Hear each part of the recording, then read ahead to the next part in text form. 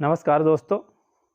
हम भूगोल का अध्ययन कर रहे थे और भूगोल के अध्ययन में हमने पृथ्वी पर पाए जाने वाले बहुत से उच्चावचों के बारे में जाना।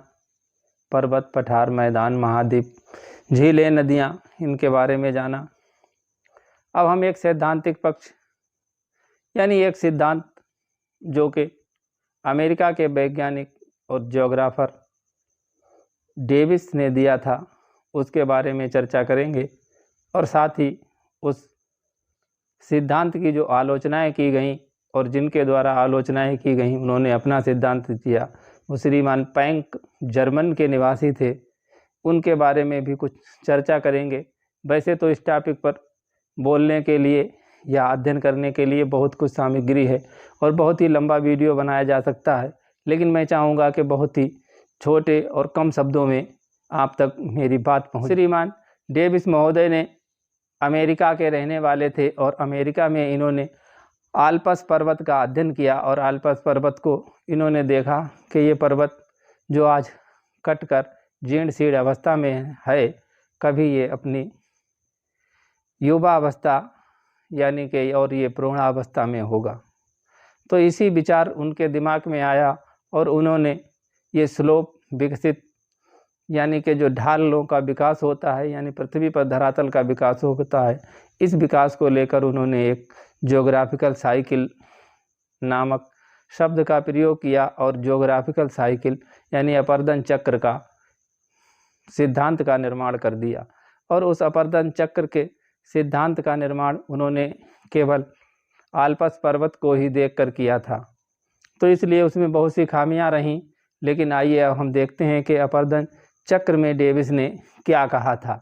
तो डेविस महोदय ने सबसे पहले ये बताया था कि पृथ्वी पर जो भी अपर्दन होता है यानी जो भी ढाल या जो भी स्थलखंड मिलता है, वो स्थलखंड संरचना और प्रक्रम तथा अवधि के द्वारा बना हुआ होता है। यानी इन्होंने इनके सिद्धांत में इन शब्दों का बहुत अधिक महत्व है, जो है संरचना, प्रक्रम और अवधि। यानी वो किस स्टेज में है यानी किस स्थिति में है, किस अवधि में है और किस प्रक्रम प्रोसेस ने उस पर काम किया है और कैसी स्ट्रक्चर है। तो ये स्ट्रक्चर, प्रोसेस और स्टेज ये जो है बहुत ही मायने रखती हैं इनके सिद्धांत में। तो इन्होंने बताया कि पृथ्वी पर जैसी संरचना होगी वैसे ही अपर्दन चक्र होगा। अगर संरचना, पृथ्वी पर जो संरचना है उसमें चट्टानें कठोर हैं या मुलायम हैं या रंध्र है, तो वैसे ही समय लगेगा और वैसे ही वहाँ पर संरचना का विकास होगा। तो इन्होंने अपने जो ज्योग्राफिकल साइकिल था उस साइकिल में 3 अवस्थाएं मानी थीं। वैसे इन्होंने 4 अवस्थाएं मानी थीं, लेकिन इन्होंने जो पहली अवस्था थी इसे कोई महत्व नहीं दिया और इन्होंने कहा कि जब भी कोई पृथ्वी तल से कोई भूखंड ऊपर उठता है, यानी पृथ्वी तल यानी सागर तल से, जो पृथ्वी पर कोई सागर तल से जब भूकंप, जब कोई स्थान ऊपर उठ जाता है और वो जब ऊपर उठता है तो उस पर प्रक्रम काम करना शुरू करते हैं। लेकिन इन्होंने कहा कि हमारी जो पहली स्टेज है, इस स्टेज में जो भी प्रक्रम होंगे वो काम करना शुरू नहीं करेंगे और यहाँ पर उठ जाएगा पूरा भाग। यानी जब भी कोई पहाड़ या कोई पठार या कोई स्थलखंड पूरी तरीके से जब ऊपर उठ जाता है तब उस पर जो है वो प्रक्रम काम करते हैं। और ये प्रक्रम वायु, हिमानी और नदी हो सकते हैं, लेकिन यहाँ केवल इन्होंने नदियों का ही जिक्र किया है, वायु और हिमानियों का नहीं, क्योंकि यहाँ पर केवल नदियों का जिक्र किया।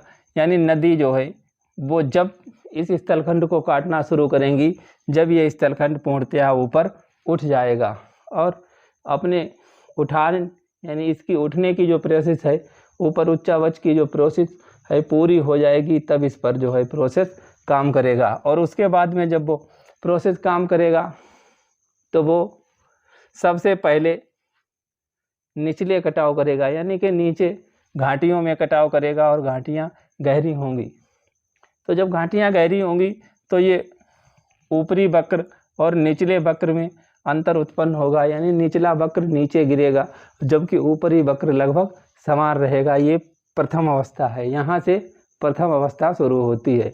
इससे पहले ये कोई अवस्था नहीं है। इससे पहले तो ये स्थलखंड ऊपर उठा है, केवल इस पहाड़ का निर्माण हुआ, यहाँ प्रथम अवस्था शुरू हुई, नदियों का विकास हुआ और नदियों ने अपनी घाटियों को गहरा करना शुरू किया, तो निचला वक्र नीचे आया और ऊपर वक्र लगभग समान ही रहा। अब आती है दूसरी अवस्था।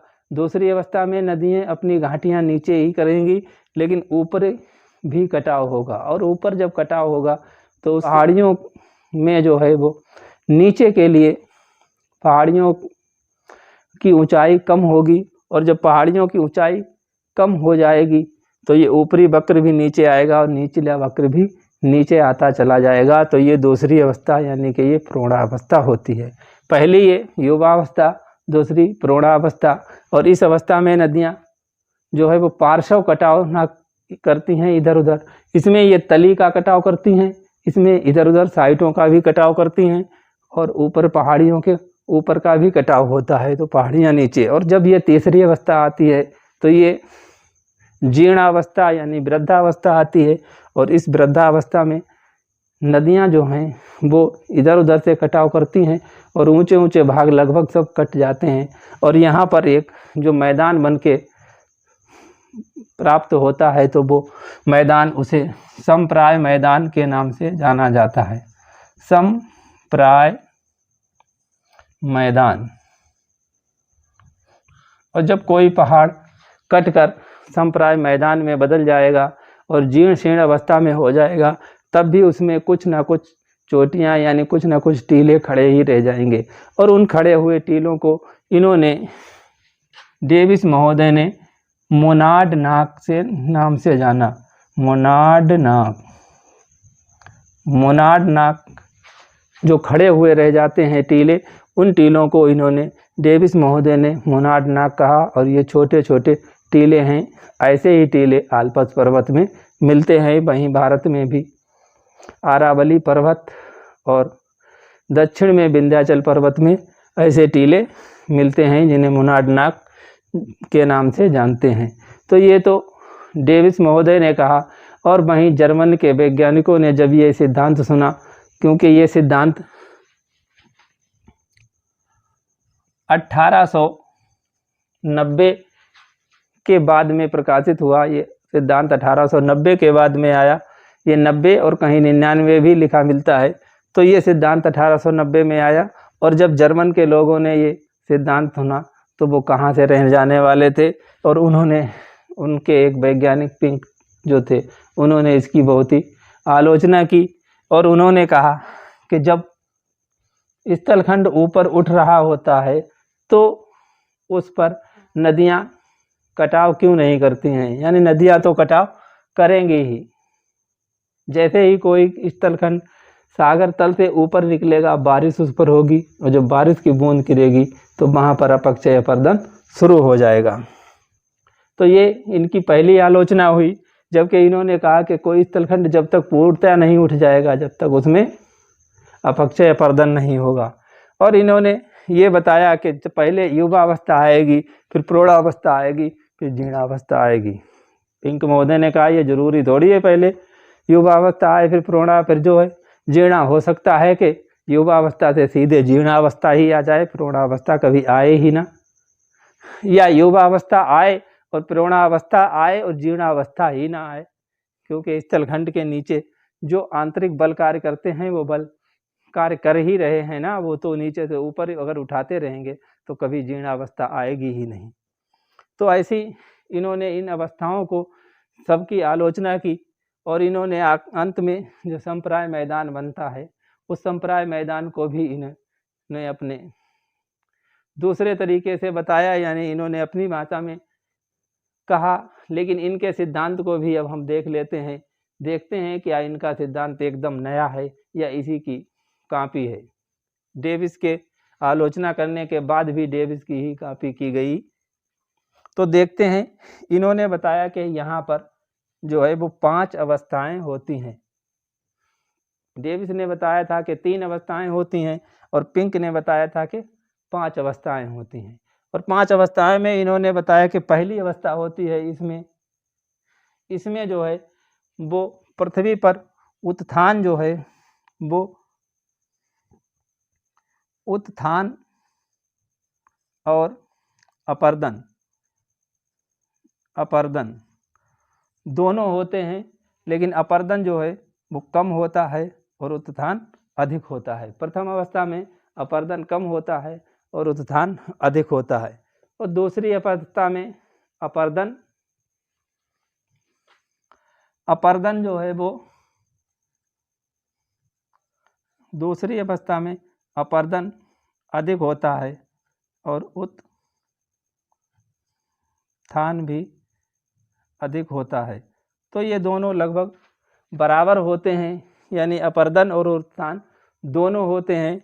और तीसरी अवस्था जब आती है तो अपर्दन अधिक होता है और उत्थान कम होता है, यानी अपर्दन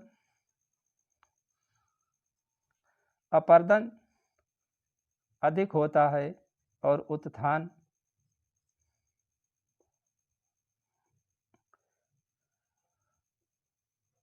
अधिक होता है। अपर्दन जो है वो कम होता है और उत्थान अधिक होता है। और फिर अगली अवस्था में उत्थान और अपर्दन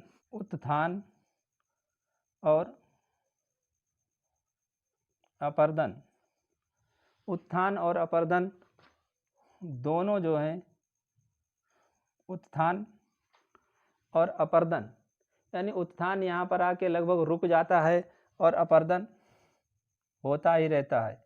उत्थान जीरो हो जाता है और अपर्दन अधिक होता है।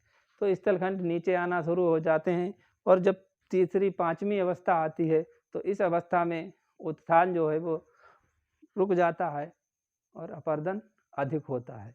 तो अपर्दन अधिक होता है तो एक संप्राय मैदान इंडर्म बनकर तैयार होता है, और इन्होंने बताया कि बीच में जो है जल विभाजक खड़े रहते हैं, और उन्हीं जल विभाजकों को इंसेलबर्ग कहते हैं। यानी इन्होंने जो है वो मोनाड नाक बताया, तो इन्होंने जो मैदान बनेगा उस मैदान में